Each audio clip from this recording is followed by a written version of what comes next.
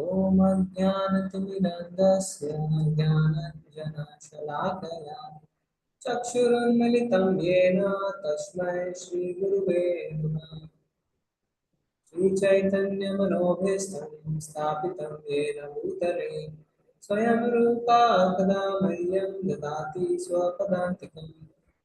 वन्देऽहं श्रीगुरो श्रीयुक्तकमलं श्रीगुरुं वैष्णवांश्च श्रीरूपं साग्रजातं सहगं रघुनाथान्वितं तं सजीवम् साद्वैतं सावधूतं परिजन सहितं कृष्णचैतन्यदेवं श्रीराधा कृष्णपादा सहगणललिता श्रीविशाखान्वितांश्च नमो विष्णुपादाय कृष्णपृष्ठाय भूतले श्रीमते भक्तिवेदान्तस्वामिनिति नामिने नमस्ते सारस्वते देवे गौरवाणी प्रचारिणे निर्विशेषाय शून्यवादी पाश्चात्यदेशकारिणे वाञ्छाकल्पतरुभ्यश्च कृपा सिन्धुक एव च पतितानां पावनेभ्यो वैष्णवेभ्यो नमः। हे कृष्ण करुणा सिन्धु दीनबन्धु जगत्पते गोपेश गोपिकान्त राधा नमस्तुते तप्त कांचन गौरांगी श्रीराधे वृंदावनेश्वरी वृषभानुसुते देवी प्रणमामि जय हो श्री कृष्ण चैतन्य प्रभु नित्यानंद श्री अद्वैत गदाधर श्रीवासादि गौर भक्तवृंद नमो महावदन्याय कृष्ण प्रेमविदायते कृष्णाय कृष्ण चैतन्य नामने कांतसे हरे Krishna Krishna Krishna Hare Hare Hare Ram Ram Ram Hare Hare Hare Krishna last class my voice quality was very bad. Is it the same today, Mataji? It's not being heard properly. It's okay, I think, Prabhu. What about you all Matajis and Prabhujis? Hare Krishna. Hare Krishna, Mataji. It's a bit low, Mataji, I feel. No, and echo is also there. Not Yes. echo, Prabhu, but No, just no echo. No echo. Fine, good. Okay, so I'll try to raise my decibel a bit so that I can hear it properly. Hare Krishna, everyone. Srila Prabhupada ki jai. And try to keep your camera on. That way we'll be able to connect better. Okay. Thank you. So today, our last session was on the orientation. Nothing much, but we understood what we are going to go through in the next 12 to 18 months. And how will be the assessment, how will be the open book assessment, closed book assessments, um, and also your shloka tests, and what is what is the expectation out of this course. So all that was done. Today we are going to start unit 1. So there are in total 5 units of Bhakti Shastri. Mataji shared with you the handbook. I hope everybody would have gone through the handbook to familiarize themselves what's awaiting them in the next 18 months.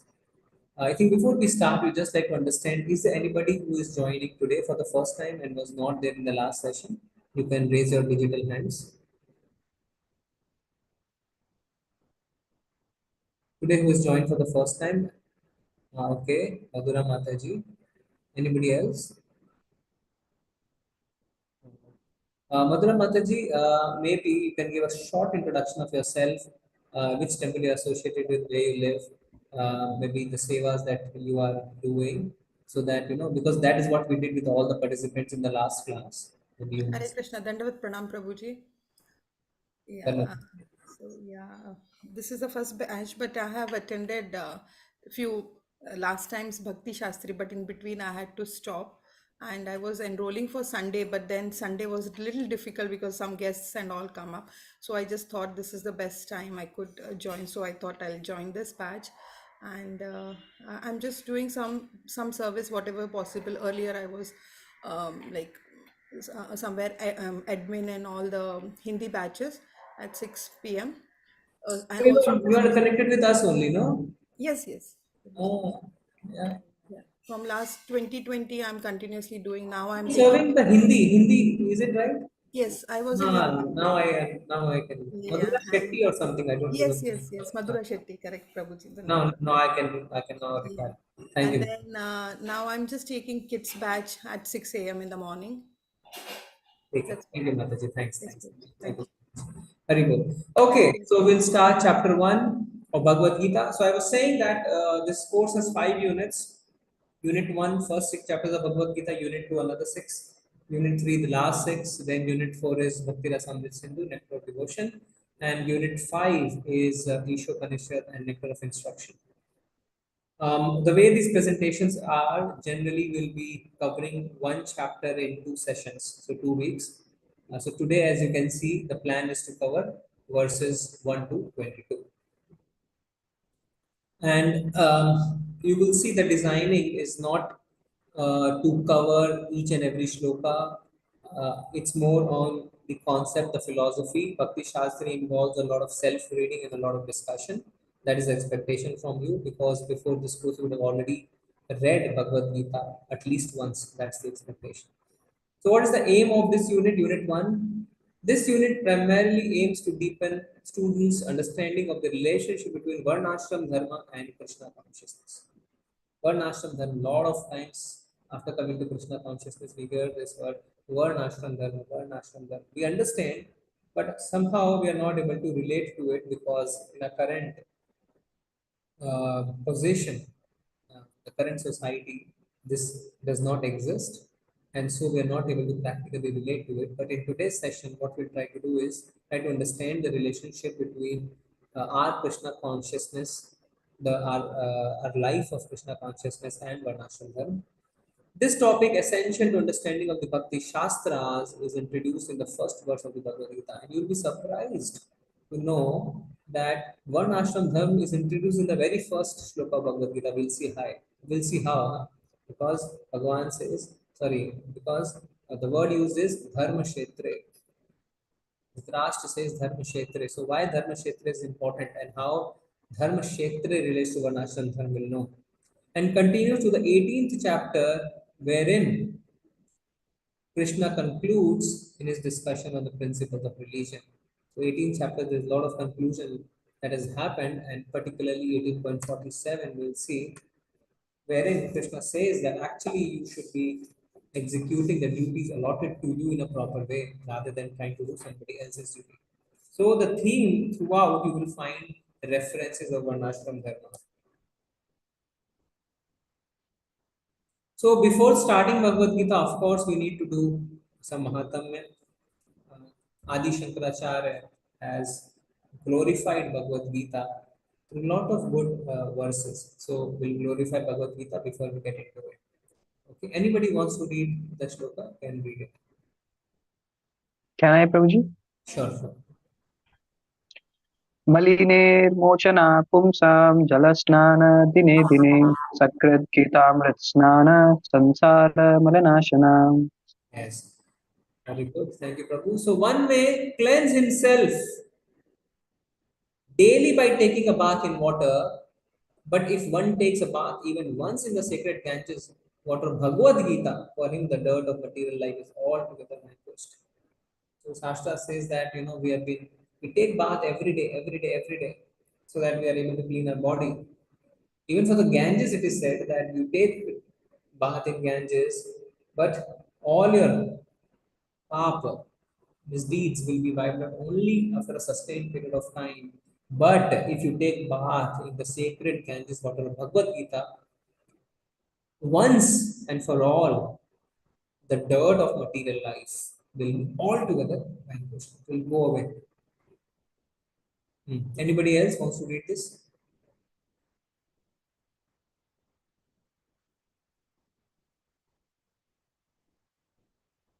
Yeah. Yeah, Mataji, go ahead. Thank you, Prabhu. Hare Krishna, Dandavat Pranam. Gita Sugita Kartavya Kimanyai Shastra Vistrarau.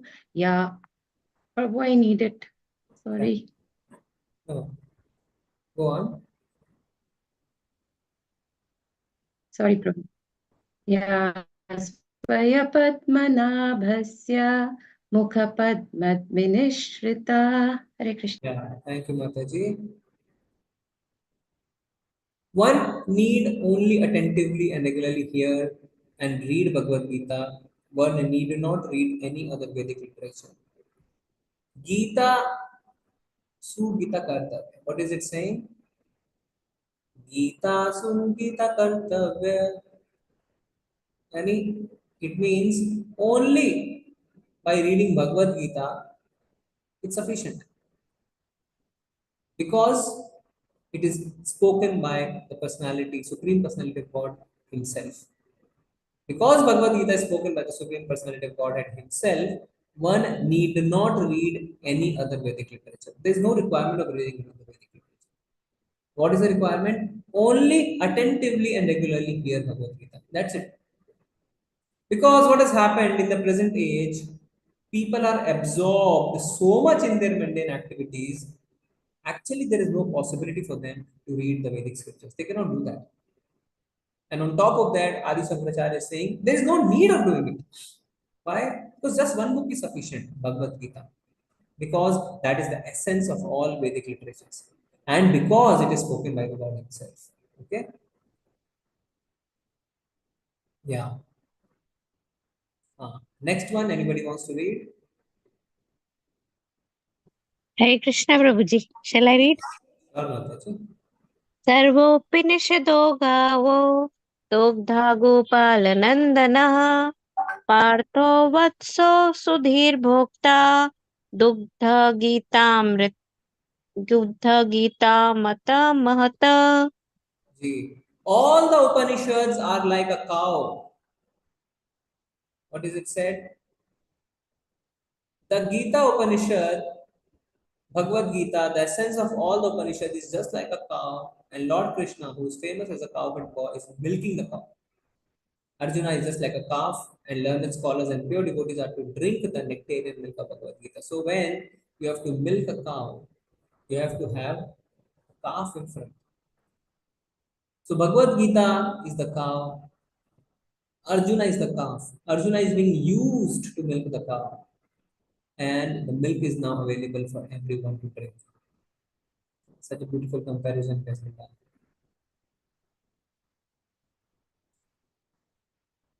Now, in the last class, we discussed that we will go through the preface of Bhagavad Gita as it is and try to identify important points which highlight the mood and mission of Srila Prabhupada. So I hope you have read the preface. Everybody, you have read the preface? Yeah. So can you tell us the important points one by one which highlight the mood and mission of Srila Prabhupada?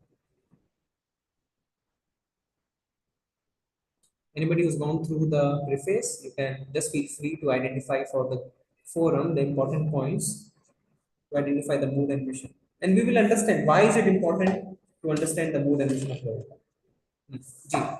Anybody please raise your hand and go ahead.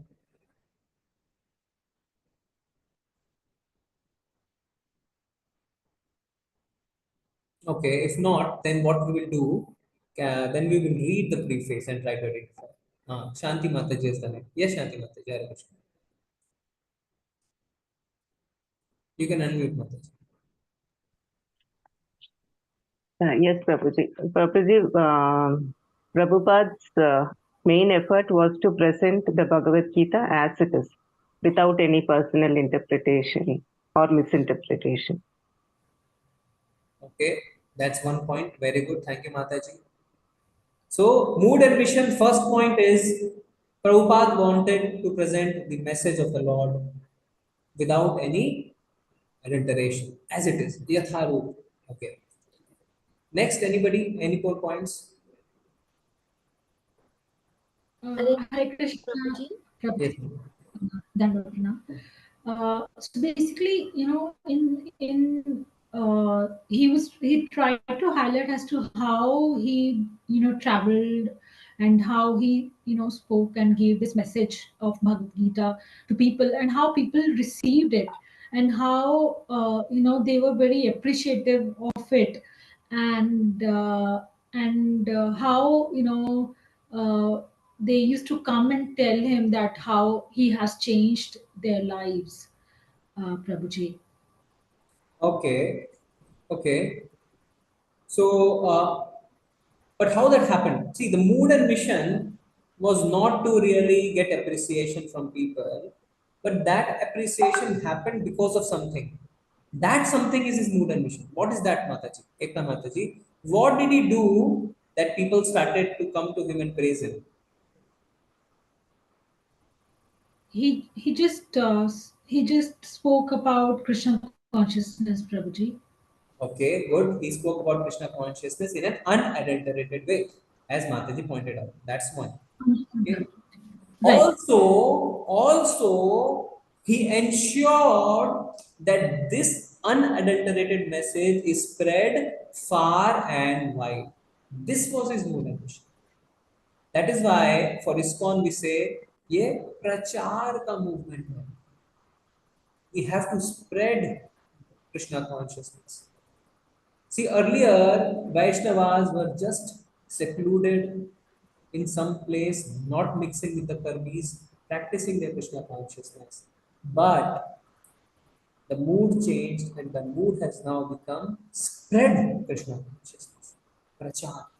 And since it did prachar, that is why people benefited and people came to him saying, Prabhupada, you have changed our life. So the mood and mission is prachar. So when all of us will become teachers, will become Bhakti Shastris, we have to carry on the mood and mission of Srila Prabhupada and do prachar. And it is backed by Shastras. It is backed by Shastras. Bhagwan himself says. Can anybody tell me where Bhagwan says? Where Bhagwan says this? He's backed it, that prachar karo. End of Bhagavad Gita, I think 18th chapter. Yes. Yes, Mataji. Very nice. Padmashri Mataji is saying 18th chapter Krishna says, he who talks about or spreads this conversation which has happened between you and me, Arjuna, is very, very dear to me. So Krishna wants this message to be spread. Thank you. So we have learned 2 points from the preface. Third point, anybody else? Hare Krishna Prabhuji. Yes, Mataji. Prabhuji, he told importance of the Guru Parampara and importance of the Guru. He explained, Prabhuji. Okay. So Prabhupada has spoken about the importance of learning in parampara because the message will remain unadulterated. Otherwise, the message becomes adulterated. Thank you, Mataji. So as it is. Okay, fine. What more? Sandhya Rani Mataji? Here, he's also pointing out the. Mataji, your voice, you're not audible. Yeah. Hare Krishna Prabhuji, Pranam. Here, one of the point he's also highlighted is about the constitutional position of the living entity. The constitutional position of the living entity is the servant. So everyone has to be in the mood of the servant while understanding this Bhagavad Gita. Very nice. Very good point. And see, you can mark it. Preface Roman 19, page number Roman 19. The new paragraph that is starting with the page. Towards the middle, you will find everyone should know that a living entity is eternally a servant. This is the mood and mission. Roman 19. Okay. So Prabhupada wants each jiva to know what Jiver Swarup hoye Krishna Nityadas. He wants each of us to know that. See, senior Vaishnavas and devotees, they say that the reason Prabhupada was so successful in his preaching was he attacked the identity of the jiva. Our identity is I am this, I am this, I am this, I am this. Prabhupada said, you are nothing but a servant of the Lord. Full stop. That's it. So when Prabhupada attacked our identity, we became, yes, Prabhupada.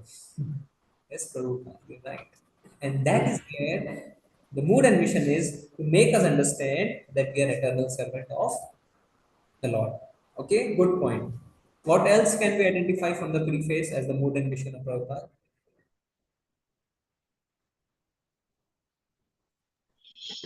He himself was in that mood and he always gave the credit to his Guru Maharaj. Yeah. So he showed it by his acharan, and that is why he's an acharya. Acharya is somebody who teaches by his acharan. See, what all we all do, we'll just say, but background practice is something totally different from what we are preaching. Prabhupada, he was preaching less, practicing more. He was sleeping 2 hours, preaching, sleep 6 hours. Correct. His practice was more, preaching was still on a diluted ground because he knew you all cannot do it. Okay. See, if you open the first paragraph, let's identify paragraph by paragraph so that you can do some notes in your books. First paragraph, last statement. Establish Krishna consciousness movement more soundly and progressively. That is his mood and mission. Wants to establish Krishna consciousness soundly and progressively. पूरे एकदम अच्छे से. When you do IDC course, when we understand our relationship with Prabhupada, what is it said? That Prabhupada put ISKCON on a sound foundation. So he wants Krishna consciousness to be on a sound foundation. That is why when he was in US and people said, Prabhupada, these 4 regulative principles, nobody will follow. Prabhupada said, I will not dilute a single regulative principle, whether Americans like it or they don't like it. I'm not here to dilute the principles. And that is the very reason he became so successful. He didn't dilute. So that is the mood and mission. What? Establish the movement on a sound and progressive ground. Progressive means always grow, always grow, always grow, always grow, always grow. Whatever he did was always progressive. When people asked him, what will happen after you? I will never die. I live in my books. So progressive. Book distribution is in the heart of the movement. Why?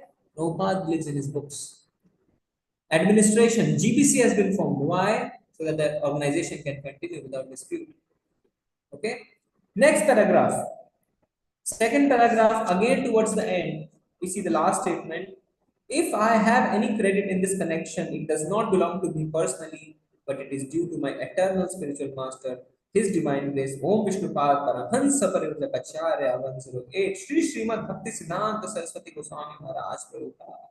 As Mataji pointed out, the mood is to thank the parampara. The mood is to give credit to the parampara. So whatever will go on in ISKCON's preaching, credit is always to be given to the parampara, not to yourself. This is the mood and mission of Prabhupada. Okay. Next paragraph, third last sentence, if you see. Such unauthorized commentary upon Bhagavad Gita is known as Mayavad Bhasya, and Lord Chaitanya has warned us about these unauthorized comments. Prabhupada Praniti is what? Namo Vishnu Padaya Krishna Prasthaya Bhutale Srimati Bhakti Vedanta Swami Namine Namaste Saraswate Deve Gaurvani Pracharine Nirvishesha Shunyavadi Paschat Deshatarine. Nirvishesha Shunyavadi Paschat Deshatarine. So Prabhupada attacked Mayavadis heavily. He came down heavily on them. He came down heavily on them. That was his mood. Because Mayavad Bhasya Sunile Hoye Satnash. He didn't want that to happen. Okay. Manashidas Mataji, we request you to kindly control your mic, please. So that's another mood and point for mood and mission, to come down heavily on Mayavad. Okay, now Roman page 19, the new paragraph that starts on the page, first line. The Krishna consciousness movement is essential in human society, for it offers the high perfection of life. So the mood and mission of Prabhupada here is to preach this most perfect way of God science, Bhakti Yoga.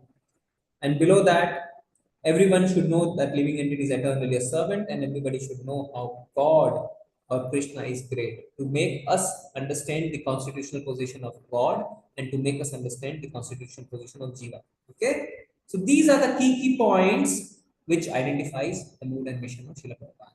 Okay, clear to everyone? Any further points we may have missed, you want to add?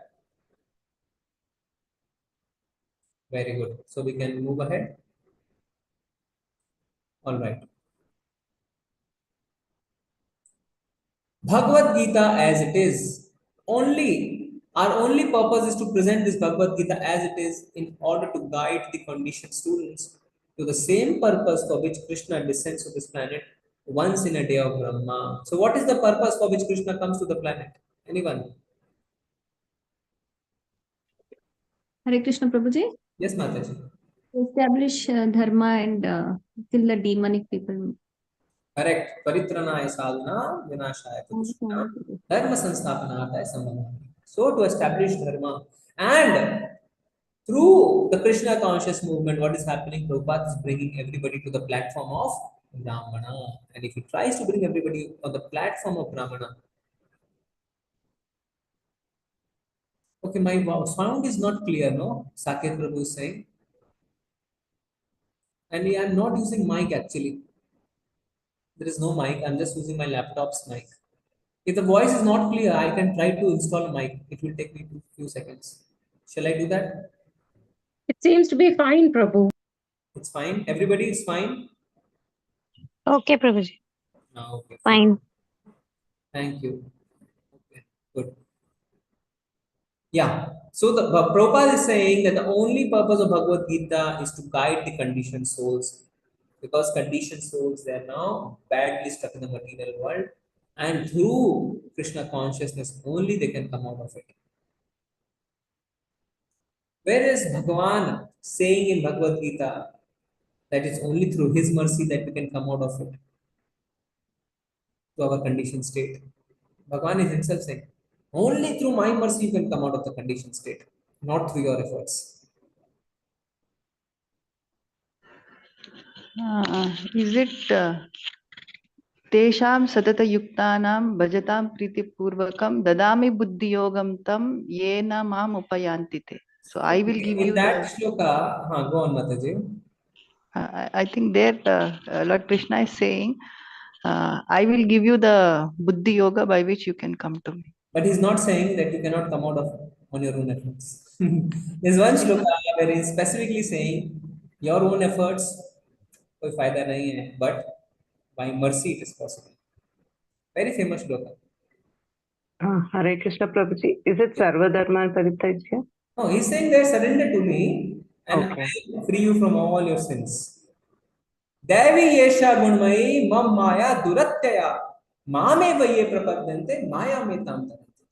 So Bhagavan is saying this energy of mind, maya, through your own efforts, duratyaya, difficult. Duratyaya means difficult. God is saying difficult means not possible. But mame viye prapadyante, if you surrender unto me, if I show mercy unto you, maya me tam tarantite, aap maya se tar jayenge, you will be able to cross it. How? Through my mercy. Okay? Instead of satisfying his own personal material senses, he has to satisfy the senses of the Lord. That is the highest perfection of life. The Lord wants this and he demands it. One has to understand this central point of Bhagavad Gita. Our Krishna consciousness movement is teaching the whole world this central point. What is the central point? That our senses should be used to serve the Lord, not ourselves. So Bhakti Rasamrita Sindhu has a very good shloka on it. Anybody knows that shloka? Hare Krishna. Yes, ma'am. Yes, Prabhu. Sarvopadi vinirmuktam tat paratvena nirmalam rishikena rishikesa sevanam bhakti richate. Very nice. Sarvapadi vinirmuktam tat paratvena nirmalam rishikena rishikesh sevanam. What it means, Prabhu? Rishikena rishikesh sevanam. Can you explain to the forum? Rishiketa is the master of senses, Krishna himself, and we have to devote our senses in serving the Krishna. Very nice. So Bhagwan is also called Rishikesh. Rishikesh means master of the senses. Indriyon ke Swami. And Rishikena Rishikesh means you have to use your senses to satisfy the master of the senses, not yourself. And when we do that, what happens? Rishikena Rishikesh Sevanam Bhakti Uchchate. Then your bhakti becomes of Uchchakoti. And what happens? Sarvapadhir vinirmuktam. Then you get freed from all false identifications. Tat paratven nirmalam. क्या निर्मल हो जाती है?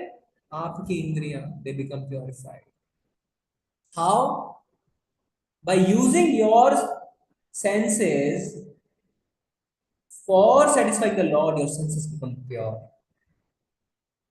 And Prabhupada is saying the Lord wants this and he demands it. Every time we say Bhagwan is not Hitler, Bhagwan is not demanding anything. Here Prabhupada is saying Lord is demanding. Actually, he has demanded. In Bhagavad Gita, he has demanded this. He has demanded this. Can anybody say that shloka in which he has demanded this? Demanded, do this, do this, do this. Yat karosi yadasnasi yajjuhosi dadasi yat tapassasi kaunteya tatkurusha madarpanam. Bhagwan is saying what? 9.27. I hope you have Bhagavad Gita in front of you, so you should do the markings and try to make notes. 9.27 if you open, yat karosi yadasnasi yajjuhosi dadasi yat tapassasi kaunteya tatkurusha madarpanam. So Bhagwan क्या कह रहे हैं? What is Bhagwan saying? Whatever you do, whatever you eat, whatever you offer or give away, and whatever austerities you perform, do that, O son of Kunti, as an offering to me. He demands it. Demand कर रहे हैं. ऐसा करिए. What you have to do? Whatever you do, whatever you eat, whatever you offer, whatever austerities you do, you offer to me. He demands it. Offer to me means what? Offer to me means that you're using your senses to satisfy the master of the senses. And why he demands it? For our own purification. See, Bangalore, we have so many levels, no? So level 1, level 2, level 3, level 4, level 5. You all are in level 5, Bhakti Shastri. So we were conducting level 1 classes. And one person asked, Prabhuji, why Krishna is always saying, मेरे बारे में सोचो, मेरे को याद करो, मेरे को ऑफर करो. Why is he so selfish? Good question, no? See, question is not bad. Why is saying मेरे को, मेरे को, मेरे को, मेरे को, मेरे को, everything for me? Okay, let me put this question to the fore. You are all studying Mukti Shastri. So if this question is asked to you, why is Krishna saying, remember me, become my bhakta, give to me, offer to me, me. Why so me? Anybody? Hare Krishna Prabhuji. Because Krishna is a supreme personality of God, and in Oh. every soul, He is our well-wisher, Prabhuji. Prabhuji, Okay. actually Krishna wants our love, Prabhuji. Wants our Reciprocation love. of love. Okay. Okay. Hare Krishna Prabhuji, and he resides in everyone's soul, Prabhuji. As a Paramatma, he resides in everyone's soul. So which means he's taking advantage of his position. Just because he resides, he's taking advantage. मेरे को, मेरे को, मेरे को. He loves everyone as a father, Prabhuji. Everybody belongs to him. Okay. He Everything loves is everyone. Prabhuji is Namaskaram, stating that Yajnapadapam, he Sarva. knows that we are suffering in this material world Okay, very good. because if we are not serving him, Yeah, यदि हम भगवान को सर्व नहीं करते हैं तो हम इस मटेरियल वर्ल्ड में सफर करते हैं. very good. Good point. Yes. Prabhuji, just as a small child keeps on asking for chocolates and this one, and he will not study, but the father says that no, you go to school, study, eat good food, nutritious food. Just like that, we are also liking to enjoy this material world. But Krishna is telling that when you come to me only, you will be happy. That is Very the nice. meaning. This example will explain further. We'll carry forward this example further once we hear out everyone. Anushri Mataji, wanted to say anything? Prabhuji is stating facts, so there is no reason for him to feel anything that we humans may be, egoistic, but for him, this is the truth, and we ought to know the truth. Yes. He's stating facts after all. Okay, good point. Anybody else? Prabhuji, actually, this is like, see, even our parents, see, if they give us something, we try to share with them. It is out of love. It is not that they are demanding from us. It is like our way of showing our love towards them. So it is our way of thanking God. Like he has given us this birth, he has given us everything. So this is way of reciprocating our love towards him. Very nice. So now we combine the example given by Shivani Mataji and Padmashri Mataji. If a child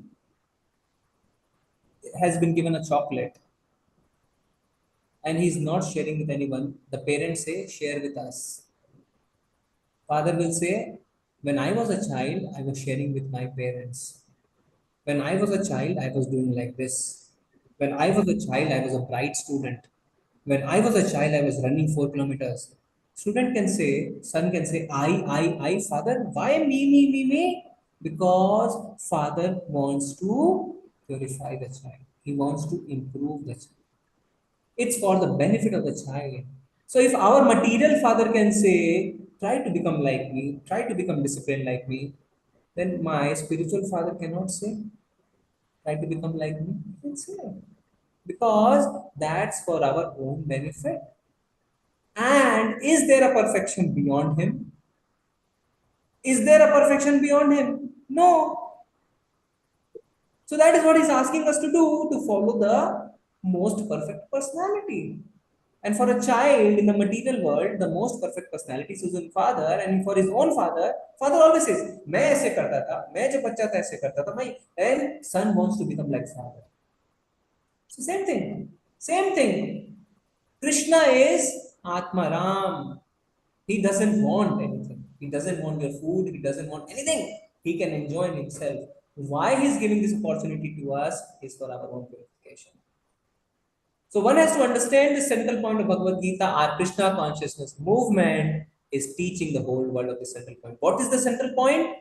To put all our senses in the service of the Lord. Okay? Right. Mood and mission. To help students understand and appreciate the mood and mission of Srila Prabhupada and to perpetuate that understanding within the society. So why is it important that we read preface, we understand mood and mission? See what happens. Unless we understand why Prabhupada is saying what he's saying, we will not be able to become good preachers. And so many situations will come wherein we will not be able to handle. So we must understand the mood and mission. See, even a corporate that you work for, what they do, they try to show you the mission statement, the vision statement. Why? So that you understand what our corporate wants to achieve. So we must understand what Srila Prabhupada's mood and mission is. So we get a clear understanding, and when we become preachers, we are doing it efficiently. Without understanding the mood and mission, it becomes what? It just becomes a mechanical exercise. But for you to put your heart into it, you have to align with the mood and mission of Srila Prabhupada. If you don't align, then it's just a theoretical exercise. Okay? Yes. So we'll come to Shloka 1. Anybody wants to chant? Kindly. 1.1, please. I would like to try, Prabhuji. Yes, Prabhuji. धर्मक्षेत्रे कुरुक्षेत्रे समवेदयुयुत्सवो मामका पाण्डवश्चैव किमर्कुर्वर्त Sanjaya. Yeah, Hare thank you, Krishna. Prabhuji. So everybody knows this shloka. Dharma Kshetre Kurukshetra. Who is saying? Dhritarashtra Vacha. So Dhritarashtra is asking Sanjaya, "O Sanjaya, after my sons and the sons of Pandu assembled in the place of pilgrimage at Kurukshetra, desiring to fight, what did they do? Kim Akurvata Sanjaya. Kiya kya unhone? What did they do?" Now, Prabhupada has written a very good purport explaining some important words that have been used in the place, in the verse. First is Dharma Kshetra. Why Kurukshetra has been called Dharma Kshetra? Because this is the very place where Dharma is going to prosper. And we will come to know of it when we go to chapter 11. In fact, we'll start to get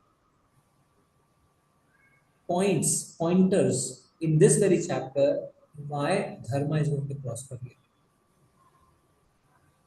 This is the very land where the ancestors of Kuru dynasty performed various austerities. And that is why this land is Dharma Kshetra. This is the very land where Krishna himself is present as the charioteer of Arjuna. That is why it is Dharmashala.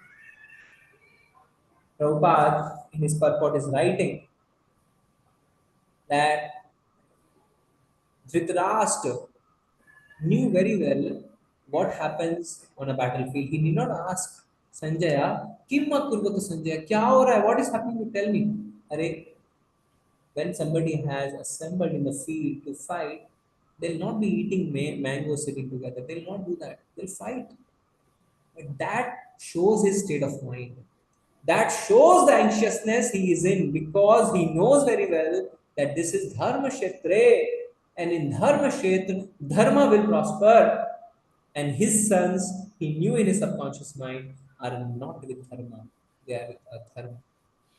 And Pandavas are with Dharma. So he had doubts in his mind that Dharma or this place may have positive impact for the Pandavas and negative impact for his own sons.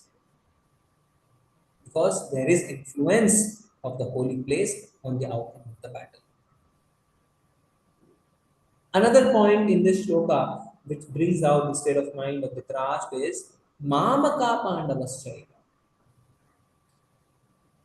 So Dhritarashtra's nephew, Pandavas are his nephew. But he's saying that only Kauravas are Kuru, you are Pandu. But they are brothers, no. So everybody is a Kuru, but he's trying to say, Mere or Pandu ke putron ne kya kiya? He's trying to put a divide between the two. My sons and the sons of Pandu. And if you see in this material world, the reason for all jhagda, fasad is main or mera, me and mine. That's it. That's the reason that we start to fight.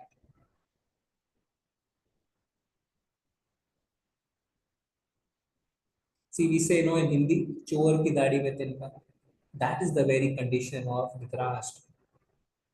Because he knows that he and his sons are not on the side of Dharma. He knows Krishna is on the side of Pandavas. He knows Dharma is on the side of Pandavas. And we will come to understand when Duryodhana speaks that he has already lost the battle in the mind. And all these are indications that they are fearful, that they know the outcome of the war well in advance. Though they may not be accepting it on a gross platform, but at a subconscious level, they're already aware that they'll be losing this battle. Okay. Dharma Kshetra, we have already done this discussion. A very good analogy Prabhupada has used in his purport. Prabhupada is saying, as in the paddy field, the unnecessary plants are taken out. In the religious field of Kurukshetra, unwanted plants like Dhritarashtra's son, Duryodhana and others will be brought back. So what happens in a paddy field when you grow? Unnecessary plants are taken out, and the farmer will go and just pluck out the necessary weeds. He won't bother. He just wants the paddy to grow. Similarly, when it is a religious field, when it's rice field, you will take out the weeds. When it's a religious field, you will take out what is a dharma, because only religion can prosper there. And who is on the side of Adharma? Dhritarashtra and his sons. So they will be completely wiped out. That is why also it is called Dharma Kshetra. Now from the 3rd to the 11th verse, we will see Duryodhana's diplomacy. Actually, Duryodhana is a very big diplomat. And it will now come out in the following verses. Okay. So verse number 3. Anybody wants to chant? Verse 3, you can look at the book and chant.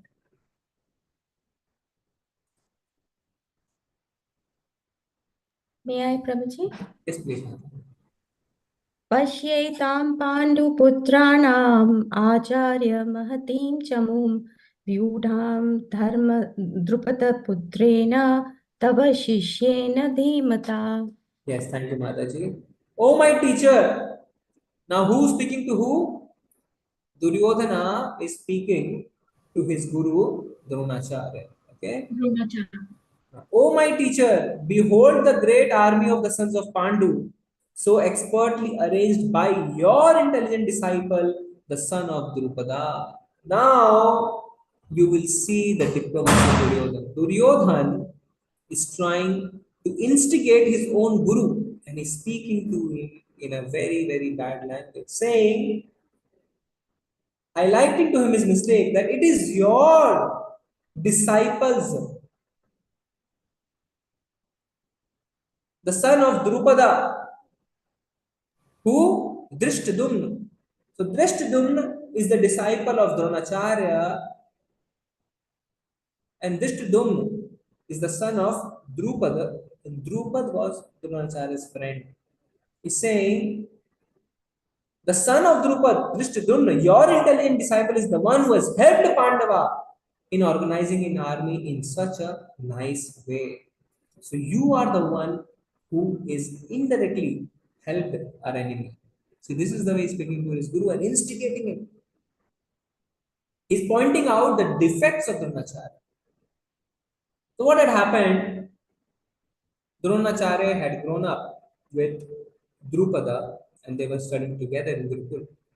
They were good friends, and in that friendship, Dronacharya had offered a portion of his kingdom to Drupada. But somehow, when Drupada went to him, he was refused.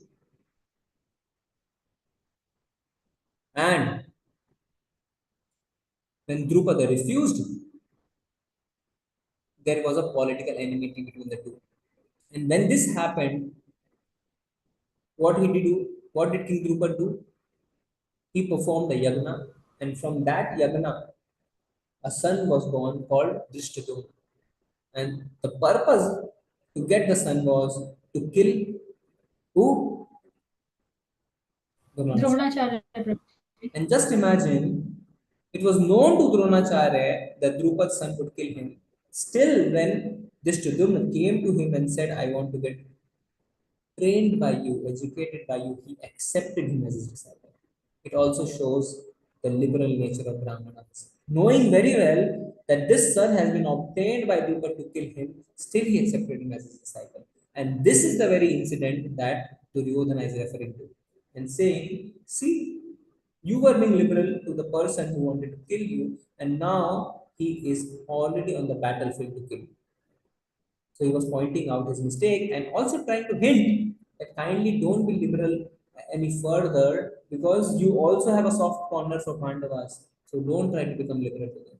Instigating it. Okay. Dronacharya knew. What did he know? Drupad Maharaj has got his son. In future he would kill me. Still, when he was offered to become his disciple to learn military art, he accepted. Yes, that means the Brahmanas were so liberal. When he's coming as my disciple, never mind, he will kill me in the future. That doesn't matter, but I must kill him. That doesn't matter that he will kill me, but I must kill him. What had happened when Drupad refused a portion of his kingdom to Dronacharya? Dronacharya got Drupad arrested. He even had the opportunity to kill him, but didn't kill him and he left him. But that left Drupad insulted. And then he did the sacrifice and obtained Drishtadumna from the sacrifice so that he can kill Dronacharya. Okay? But good point to take away from here is to understand the liberal nature of Brahmanas. Okay? Short questions can come to you to highlight how Brahmanas were of liberal nature and to give some instances. Fourth shloka. Anybody wants to chant? Hare Krishna. Can I Prabhuji? Yes. Okay. अत्र शूरा महेश्वासा Bhim Arjun समायुधि युयुधानो विराटश्च द्रुपदश्च महारथा. Thank you, Prabhu. Here in this army are many heroic bowmen equal in fighting the Bhima and Arjuna, great fighters like Yudhana, Virat, and Drupada. So, Duryodhana is pointing out the strength of his enemy and saying that Arjuna has gotten so many celestial weapons. Actually, Arjuna had obtained Pashupat Shastra from Shivji. It was a very powerful weapon. And then Bhima had taken a vow also. What vow he had taken? That he will kill all the 100 sons of Dhritarashtra, and also that he will drink the blood of Dushashan and use that blood to wash Draupadi's hair, untied hair. So he's remembering all that. Why? So that he can instigate his own army and tell them, see, our opponents don't think that they are weak, they are very powerful. So pull up your socks and get ready to fight. So in text 4 to 8, actually that is what he is doing. Text 5 is saying there are also great heroic power fighters like Drishtaketu, Chekitara, Kasiraj, Purujit, Kunti Bhoja, and Saivaya. There are the mighty Yuddhamanyu, the very powerful Uttamaja, the son of Subhadra, and the sons of Draupadi. All these warriors are great chariot fighters. But for your information, oh best of the Brahmanas, let me tell you about the captains who are specifically qualified to lead my military force. So now he has done enough, and he is enough praised the enemies. Now he's thinking, oh, this is becoming too much, and actually instead of instigating my army, I may demoralize them. So he says, now let me tell you all about us. And in the 8th shloka, he says something. Anybody wants to read? Shloka number 8. Hare Krishna. Yeah. भवान् भीष्मश्च कर्णश्च कृपश्च समितञ्जयः अश्वत्थामा विकर्णश्च सौमदत्तिस्तथैव च.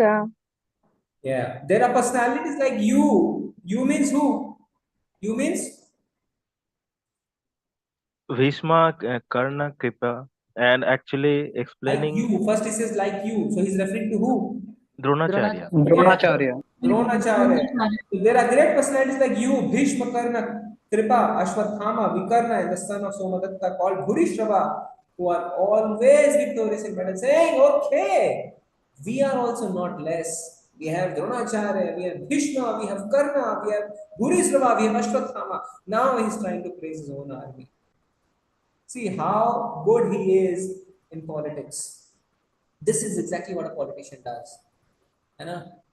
First going to his own guru, pointing out mistakes to him, pointing out the strengths of the enemy, and then now trying to pump them up.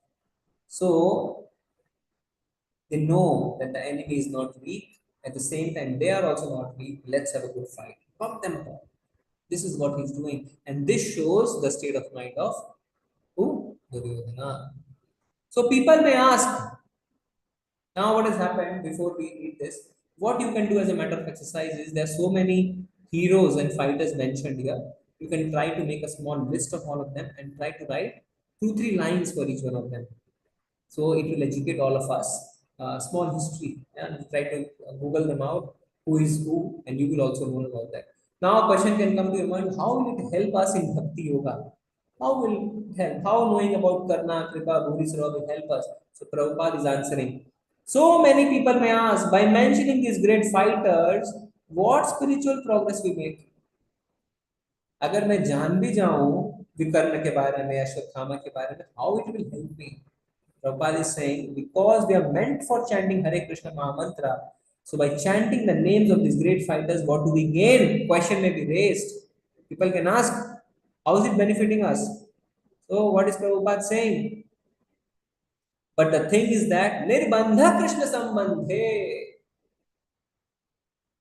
Which sloka is Prabhupada referring to? Anybody knows? Nirbandha Krishna Sambandhe. Which sloka is this? Yukta Vairagyam Uchyate. Can you know the full sloka, Mataji? Bhakti Like Rasa. we have to dovetail everything that we have in Krishna's service. That is Yukta Vairagya. Correct. You know the full shloka? First word, Prabhu. Can you tell Anasaktya? Anasaktasya Vishayan. Yathanam Upayunjata. Yataraham Upayunjata. Nirbandha Krishna Sambandhe Yuktam Vairagya. Anasaktasya Vishayan Yataraham Upayunjata. Nirbandha Krishna Sambandhe Yuktam Vairagya Muchyate. So what it means is, as Mataji explained, that anything to be used in the service of Krishna is acceptable. Anything which is not helping in serving Krishna is to be abundant. So we can accept all that is helping us in progressing in Krishna consciousness. And this is called Yukta Vairagya. Yukta Vairagya means using everything in the service of Krishna. So Prabhupada is explaining. What is he explaining? By the thing, but the thing is that Nirbandha Krishna Sambandhe, whenever there is connection with Krishna, that also becomes Krishna. Whenever there is connection with Krishna, that also becomes Krishna. Nirbandha Krishna Sambandhe. Anything that is related to Krishna is Krishna. In one of the purports we were reading in our morning Bhagavatam class in the 4th canto, if you nicely decorate the deities, you are learning the intricacies of the Vedas. Prabhupada is saying, if you nicely decorate deities, you are learning the intricacies of Vedas. Somebody can think, भगवान का श्रृंगार करने से मैं वेद कैसे सीख रहा हूँ? Prabhupada is saying that anything related to Krishna is Krishna. So these warriors name mentioning, we should not neglect. Krishna wanted to gather all the demonic power in that battlefield of Kurukshetra and kill them. That was his plan. The plan was, एक साथ सारे line में लग जाइए, अलग अलग जाके, I don't want to kill them, I want to kill them all together. Bring them all together, Kurukshetra. And before the war starts, Arjuna even gets a trailer. He sees all this demoniac power entering into the mouth of Krishna when Krishna shows his Virat roop. Okay, so you all can try to make a small list and try to write what the lines. Signs of victory for the Pandavas. So I presume all of you would have already read chapter 1 before. So between shloka 14 to 20, we have some signs that show that actually Pandavas is going to win. Pandavas will win. So can anybody tell us between 14 to 20 which are the signs? Can I Prabhuji? Yes. Prabhuji, there are 4 to 5 signs which were mentioned in Bhagavad Gita from verse 14 to 20. And out of these, first one is that Lord Krishna is personally present there. He is the supreme God. And second is the chariot which is given to Arjuna is by Agni Dev. And the third is wherever there is Krishna, then the goddess of fortune, Sri Lakshmi ji, will also be there. So he is also going to win. And the another one is the mark on the flag, Kapidhwaja, where Hanuman ji was there. And one more important one. You have told everything. Just one more. Probably I'm unable to recall it. One more is, what is going to happen now? What is going to happen now immediately? How a war starts? A war starts with Conch shell blowing. Conch shell blowing. Okay. Thank you, Sitesh Prabhu. Very nice. So conch shell is blown, and when Kauravas, they blow their conch, nothing happens. You know, in Diwali, everybody would have burnt crackers. Some crackers are like push, nothing happens. But some crackers are like boom, and on the entire area, and they run to their windows to see what happened. So when Kauravas, they were blowing the conch shell, it was like push, kuch pata nahi chala. But when Pandavas were blowing the conch shell, then Prabhupada uses a word, a very good word. What? It shattered the hearts. Hindi में कहते हैं हृदय विदीर्ण हो गए, shattered the hearts of the sons of Dhritarashtra. It is said no battles are lost in the mind. Conch shell बजाया और वहीं पे उनकी हालत खराब हो गई. वहीं पे आधा से ज्यादा तो वो हार गए. They lost the battle there only because their hearts were shattered when the conch shell. So this was the first sign of victory for the Pandavas. And all others Prabhuji has explained, and you can read the purport of shloka 14, wherein Prabhupada has explained all the signs. Second was Krishna is on the side of the Pandavas. When Krishna is there, what's the problem? And Sanjay says something about it in chapter 18. Anybody knows? Same thing. यत्र योगेश्वर कृष्ण यत्र पार्थ धनुर्धर तत्र श्री विजयोर्भूति ध्रुव नीति मतिर्मम. So nice. See, everybody is already a teacher here. We are just revising, I think, together. Yeah. So Sanjay is saying, where there is Krishna, Yatra Yogeshwara, where there is Krishna, then there is opulence, victory, extraordinary power, and morality. And there's no loss. So Krishna is on the side of Pandavas. And where Krishna is, the goddess of fortune, Lakshmi, is there itself. Lakshmi cannot live without Narayan. So Lakshmi भी है, Narayan भी है, conch shell भी बजा दिया है, and the chariot on which Arjuna is now ready to fight has been given by Agni Dev. And what is so special about this chariot? Prabhupada explains in the purport, this chariot was capable of conquering all sides wherever it was drawn over the three worlds. Wherever it is going three worlds, it can conquer all sides. Now, one question to you. Three worlds. When we say three worlds, what do we mean by three worlds? Prabhuji, upper planetary system and middle planetary system and lower planetary system. Upper where demigods Brahmaji are residing, middle where we all are residing, and lower planetary system like Atal, Vital, Sutal, Talatal, Patal. Very good. So पृथ्वी के ऊपर, पृथ्वी के नीचे. Upper planetary system, middle is where we are, and that is why it's gross plus subtle. Above all is subtle, below us is all gross. Okay, so these are the three worlds. तीनों लोक के स्वामी हम कहते हैं ना. So all the three worlds, this chariot could go, and it could conquer all directions, all sides it could conquer. So it's a special chariot. And on top of that, icing on the cake.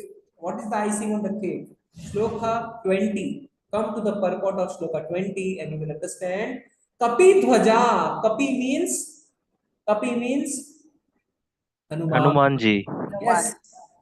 And it's not just imprint of Hanumanji, it's Shakshat Hanumanji present. And Prabhupada is explaining so beautifully in the purport of Shloka 20. You can all see another sign of victory, because Hanuman cooperated with Lord Rama in the battle between Rama and Ravana, and Lord Rama emerged victorious. Now, see, Prabhupada is explaining now, both Rama and Hanuman are present on the chariot to help Arjuna.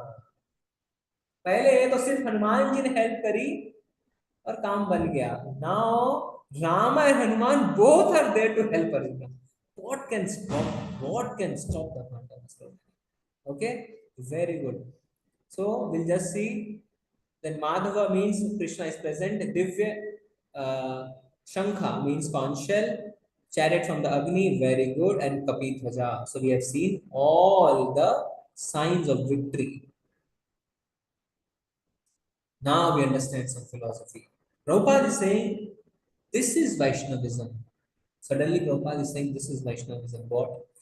So in the fighting principle, Arjuna is fighting for Krishna. He is following the previous fighting Acharya Hanumanji. Therefore, he has depicted his flag with Hanuman. That Hanumanji, kindly help me. This is Vaishnavism. See, very nice to hear the stories, no? But at the end of it, we should understand what we can take away from that. So Prabhupada is teaching the principles of Vaishnavism through it. What? Arjuna is saying, Hanumanji, please help me. This is Vaishnavism. Why?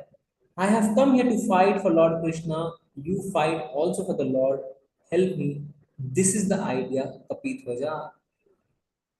So any activity of the Vaishnava, they should always pray to the previous acharyas. Kindly help me. Kindly help me. This is Vaishnavism. And Vaishnava is always thinking himself helpless, and begging for help before the previous acharyas. See, this is the mood of Prabhupada. A Vaishnava, in spite of being fully capable, never thinks himself to be fully capable. He always thinks himself helpless. Why? because he always wants to rely on the mercy of Guru Sishya Parampara, always rely on the mercy of Krishna. And Prabhupada himself was doing that. Can anybody remind all of us of that instance where Prabhupada was doing this? Praying, always crying and praying, help me, help me, help me. Anybody? Hare Krishna Prabhuji. Ji. He was doing it in Vrindavan, Prabhuji, like in front of Srila Jiva Goswami, like he used to cry that you help me. So when he was staying in Radha Damodar temple, Rupa Goswami Samadhi, he was growing every night and crying, kindly help me, kindly help me. He was writing purports. He had already started Canto 1, but he was saying, help me, help me, help me. This is Vaishnavism. Always Prabhupada had said, I'm trying to follow the instructions of my Guru Maharaj. He's always with me. That's it. This is Vaishnavism. My Guru Maharaj is always with me. This is Vaishnavism. And what is the instruction for us? Tat tat karma pravartana. We have to follow the footsteps of the acharyas. This is the instruction for us. And this is how our acharan also should be. Don't bring yourself in the mode of passion. Always depend on the mercy of the acharyas. Always depend on the mercy of Krishna. See, many of you are already teachers. We spoke in the last session and you said you are already doing the teaching service. And you would agree to me that in those sessions, sometimes when questions are asked, you answer and later on you reflect and say, how did I answer that? I did not know the answer, but somehow I answered. Yes or no? Did it happen to any of the teachers here? Happened? Because what? We have to rely on the mercy of the Guru Session. We actually don't know how it comes to us. But if we become too proud of what we are doing, even what we know will go away. Immediately Krishna will take that. Immediately. Because Krishna says in Bhagavad Gita what? Smriti bhi mujhse hai, vismriti bhi mujhse hai. He's saying, no, that if you remember, remembrance is also because of me. And if you're forgetting anything, forgetfulness is also because of me. So many teachers here in Bangalore, when they say, I did not know how I could answer that. But I answered something. So it's all because of the mercies of Guru Sishya Parampara.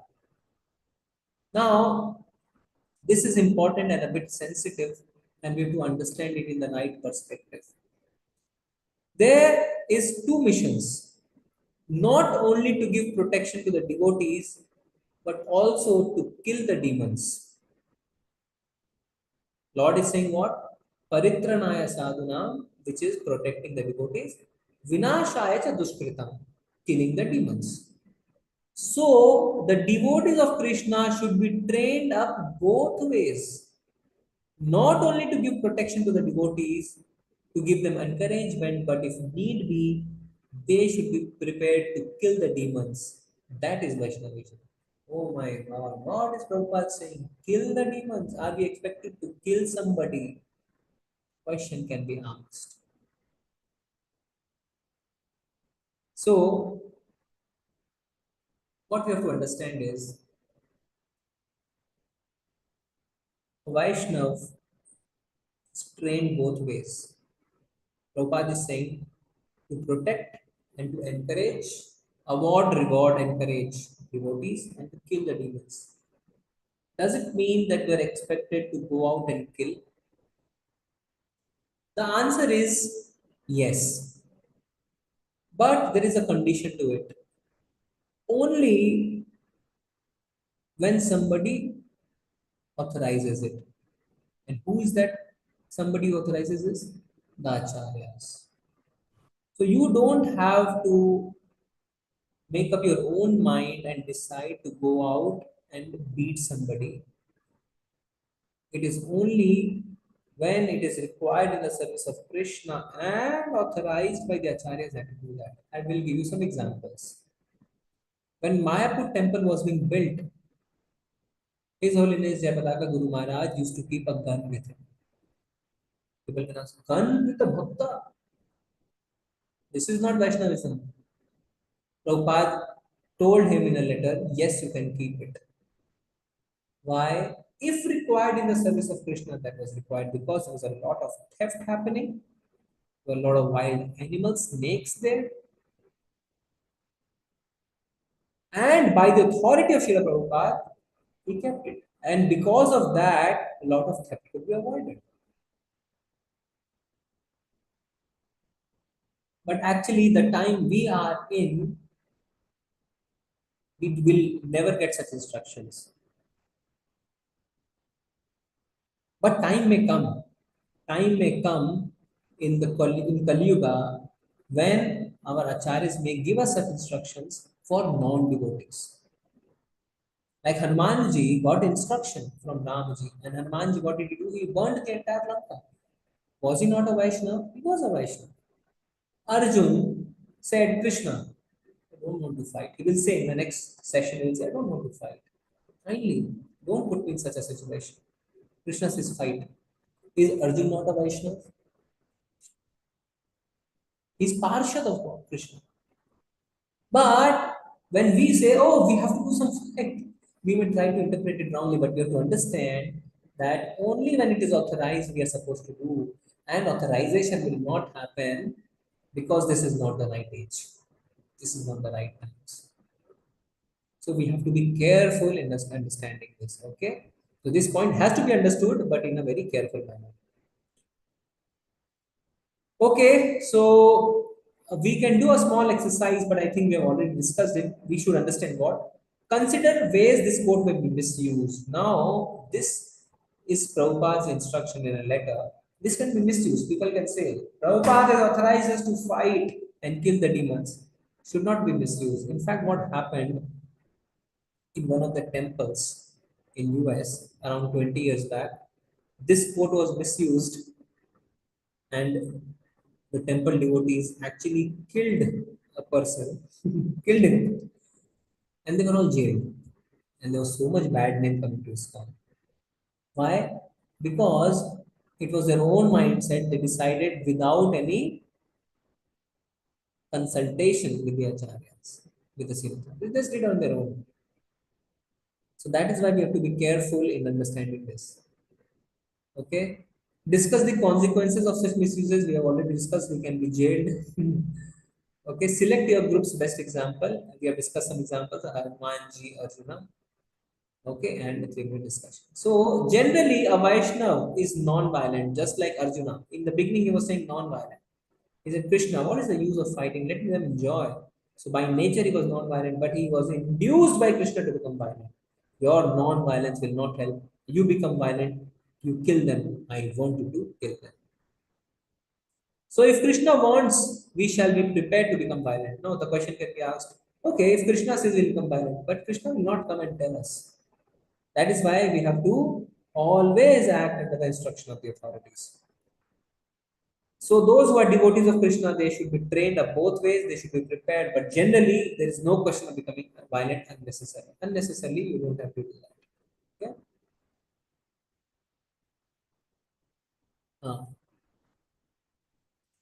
Now, Arjun Uvacha. So we'll come to verse number 21 and 22. Anybody wants to read? Kindly read.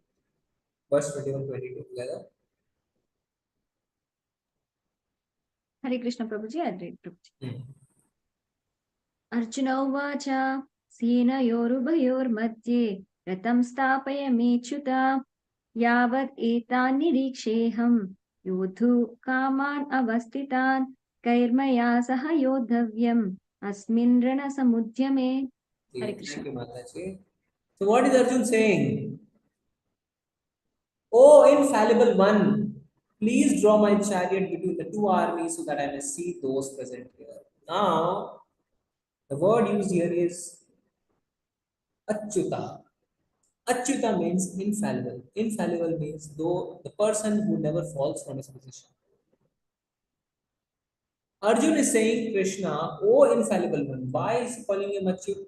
Prabhupada has explained it in the purport that even though Krishna is the hero of Ananta Koti Brahmand, crores and crores of universes, he is the hero, still is accepting the position of a charioteer, does not mean that he has fallen down from his position of being Bhagavan.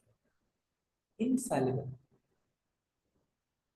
We may think, charioteer, how is it such a bad thing to be in? You see, when a war is being fought, the person sitting in the chariot does not have the time to say to the charioteer, take left, take right. He doesn't have the time. He kicks on the shoulder. If he kicks on the left shoulder, the chariot driver takes left. If he kicks on the right shoulder, the chariot driver takes. Such a position, Lord put himself in for a devotee. But that does that mean that he is no more Lord? He's still a Lord. That is why he's Achyuta. When we become the CEO of a company and a next person replaces us, we fall from that position. The respect with which you are being treated as a CEO of a company, the respect goes away when you're no more the CEO. But for Bhagavan, even though he has become the charioteer, still he is Bhagavan, he is not falling from his position. That is why he's called Achyuta. So he's saying, Arjuna is saying, hey Achyut, oh infallible one, draw my chariot between the two armies. I want to see those present here. Now, isn't it childish? When you go to an exam, you want the invigilator to tell you, please tell me which subject am I sitting for today? You go prepared. You go prepared. Arjun is in Kurukshetra, ready to fight, and he said, I want to see who all are fighting. Is he not aware of who all are fighting? He is aware. He is aware. But then, what? Krishna is Rishikesha. And he has now tried to control the senses of Arjuna so that this entire thing can happen.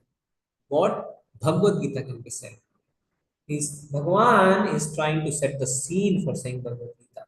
Unless Arjuna is in a position to ask questions to Krishna, how will the Jnana Bhagavad Gita come out from the mouth of Krishna? That is now being said. So now Krishna is saying to Arjuna, okay, I'll take your chariot and you see who all are there. And then Arjuna will start to feel weak in his heart. So this is very important to understand that Arjuna is a Nitya Parshad. Don't take him lightly. He is one of the top most devotees of the Lord. He's always coming with him in his leelas. So he cannot be under Maya. But for Bhagavan to get an opportunity to speak Bhagavad Gita, this is happening. So it should be understood as an arrangement of Krishna. Okay? So just to understand what we have done in this session, whether we have achieved the objectives or not. So we have identified examples of Duryodhana's diplomacy with reference to Bhagavad Gita. We have done that, how Duryodhana has acted in a very diplomatic way. We have also discussed through the example of Drupada and Drishtadumna how the nature of Brahmanas are very liberal. We also discussed that. Next, we have discussed the relevance of Arjuna depicting his flag with Hanuman, why Hanumanji is present on the flag of Arjuna. And also we have discussed the significance of Arjuna ordering Krishna in Bhagavad Gita. What? You take my chariot in between the two armies. What is the significance? We have also discussed that. Okay. And as an academic integrity, we have discussed the consequences of misapplication of Prabhupada's statement regarding Vaishnavism and violence. We have also discussed how it is important for us to understand violence in the right context.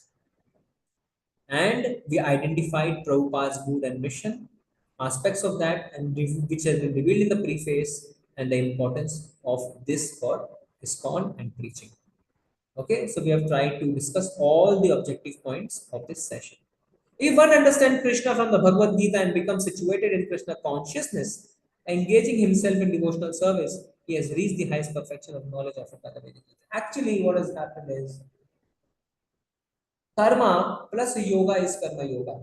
And yoga means what? Yoga means getting connected to God. Prabhupada, when he translated bhakti in English, he didn't say devotion. What did he say? Devotional service. So actually, for bhakti, what is important is action. Service is action. Somebody says, Bhagavan has said, Man mana bhav man bhakto madhyaji mam namaskuru mam agashasi satyante prati jane priyoshine. Mere bare mein soche, just think about me, become my bhakta and do my puja. So I'll just sit whole day on the chair, remember Krishna, chant his name, and I'm done. Somebody will wash my clothes, somebody will make food for me. This is not bhakti. Devotional service means action, sakriyata. Nishkriyata is not devotional service. So we have to do something. If you love somebody, you cannot say, I love you, I love you, I love you. You have to show through your conduct that you love him. So you have to show through your conduct, through your karma, that you love Krishna. How can you do that? By putting your senses in the service of Krishna. So you can give some examples like you can pluck flowers for Krishna, make garland from it. You can cook for Krishna. Mataji, they spend so much time in kitchen, they can actually cook for Krishna. This is how Rishikesh say, you are putting your senses in the service of Krishna. Somebody is doing job, says, how can I put that in the service of Krishna? Okay, you cannot put your job in the service of Krishna, but you can put the results of your fruitive activities in the service of Krishna. So whatever money you are earning out of it, you can put that in the service. In 12th chapter, we will see Krishna explaining highest perfection is this. Okay, can't do this, do this, can't do this, do this, can't do this, do this. In that is explaining, if you can't work for me, at least whatever you're doing, you put the results of that work in my service. So we have to understand this. Bhakti means service. So wherever you're getting an opportunity, please do go and serve in the temple. Don't run away from service, because that is the real learning. That is the real learning. If one adopts the principles enunciated in Bhagavad Gita, he can make his life perfect and make a permanent solution to all the problems of life. Permanent solution. This is the sum and substance of the entire Bhagavad Gita. Why a permanent solution? Because what you are aiming for is liberation from the cycle of birth and death, and to serve the Lord. And what more can you expect? There's nothing beyond it. That's the highest perfection. And that is a problem to all. That's solution to all the problems. And what are the real 4 problems of life? Anybody? What are the 4 problems of life? Janma mrityu jara vyadhi. Janam mrityu jara vyadhi dukha dosh anudarshanam. If we are able to take darshan, if we are able to identify, yes, these are the real 4 problems of life, that is one success. Because problem is, we do not know what our problem is. That is the biggest problem.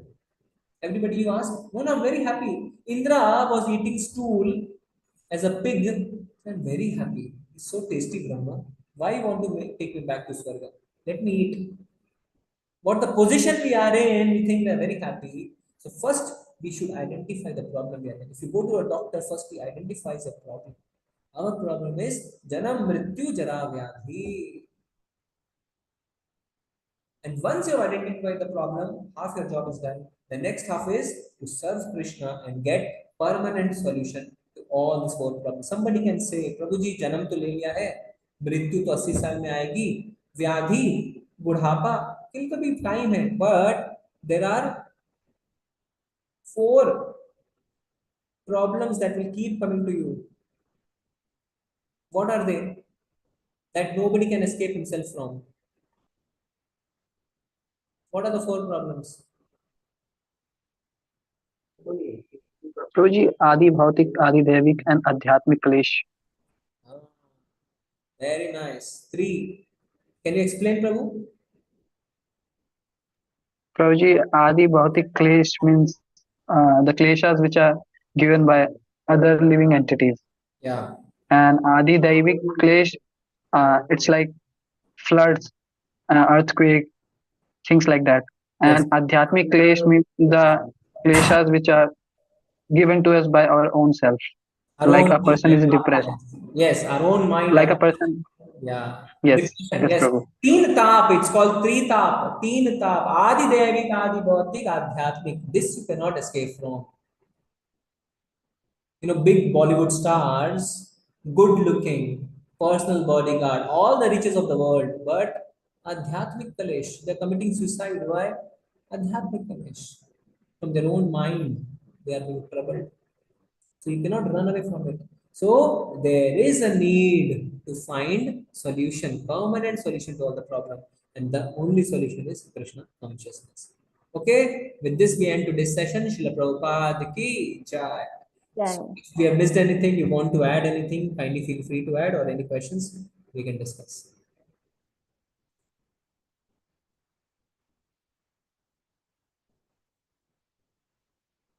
Hare Krishna, Prabhuji. Hare Krishna.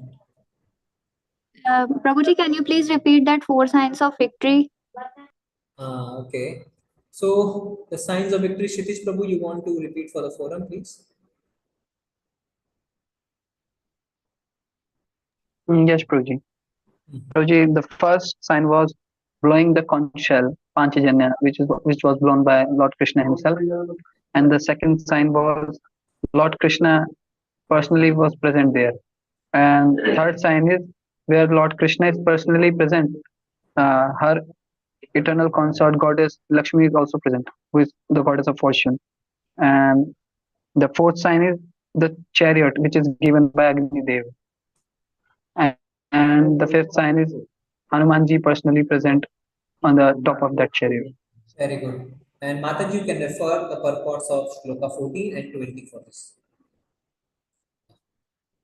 Okay, thank you. Any more points?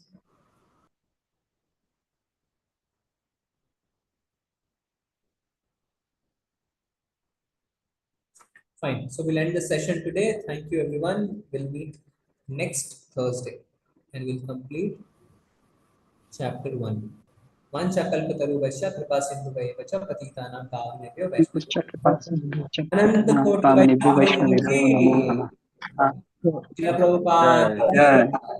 Thank you, Prabhuji. Hare Krishna. Thank you so much, Prabhuji. Hare Krishna. Thank you.